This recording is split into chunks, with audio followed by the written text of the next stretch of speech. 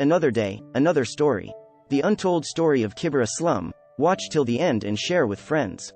The untold ghetto story.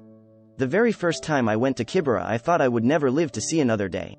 Before we ventured into the slum, my guide, who claimed to know every inch of Kibera, shared with me 3 rules that I ought to follow, otherwise I would end up on a cold slab in the city mortuary. First, never drive above 10 km per hour or hoot. Apparently, some residents throw themselves on the bonnet accusing you of hitting them. If you don't pay them off quickly, they stone you to death and raze down your car. Second, don't carry any valuables or jewelry, as armed thugs prowl the slum when the sun is still overhead, robbing and killing anyone on their path at the slightest provocation.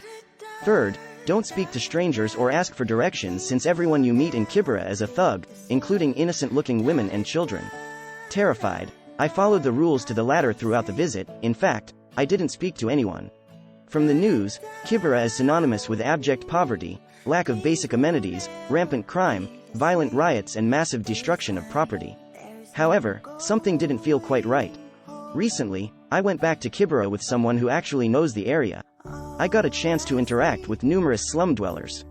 To my utter surprise, there is so much more about Kibera that people don't know, other than the negative narrative spun by mainstream media and deceitful NGOs seeking to rake in millions of dollars in donations for non-existent projects. The truth is, life in the ghetto is far from easy, hence anyone who grows up there has to be street smart for them to survive. Consequently, a number of youth resort to crime and drugs. However, that's not all there is in the slums. Most folks in Kibera are actually law-abiding citizens, peaceful, courteous and friendly. The area also houses some of Nairobi's most beautiful women. Never before in my life have I seen such ambition, grit, unwavering hope, aspirations, dreams and talent in young people who, despite getting a raw deal from life, don't feel sorry for themselves or let their surroundings dampen their spirits. I met school-going kids growing up without the privileges and opportunities kids on the other side of the city have.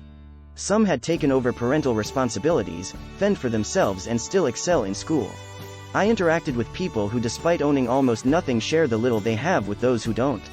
There is a sense of community, belonging and lots of people with hearts of gold, something you don't normally see in most Kenyan middle-class neighborhoods.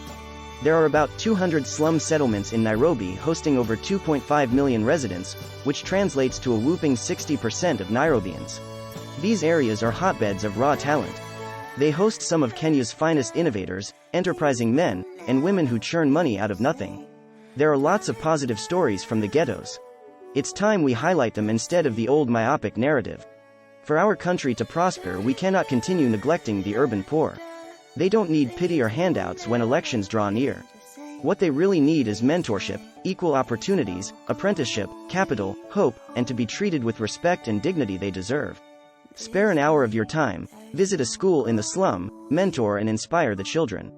Believe you me, that would go a long way in making a difference. Thanks for watching. Subscribe for more video. Don't forget to like and comment.